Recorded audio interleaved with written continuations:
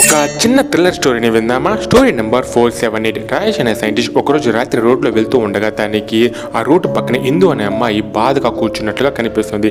రాజేష్ అమ్మాయి దగ్గరికి వెళ్ళి, ఎవరమ్మా నువ్వు ఈ టైంలో ఇక్కడేం చేస్తున్నావు అని అడుగుతాడు.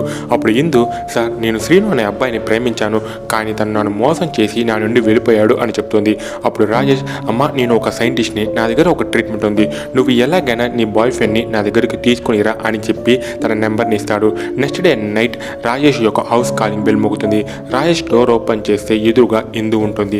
ఇందు, సార్ మీరు చెప్పినట్టే నా బాయ్ ఫ్రెండ్ని తీసుకొచ్చాను, కార్లో ఉన్నాడు, మీరు అతనికి ట్రీట్మెంట్ చేయండి అని చెప్తుంది. కానీ రాజేష్ ఇందు బాయ్ ఫ్రెండ్ని చూడగానే తనకి పెద్ద షాక్.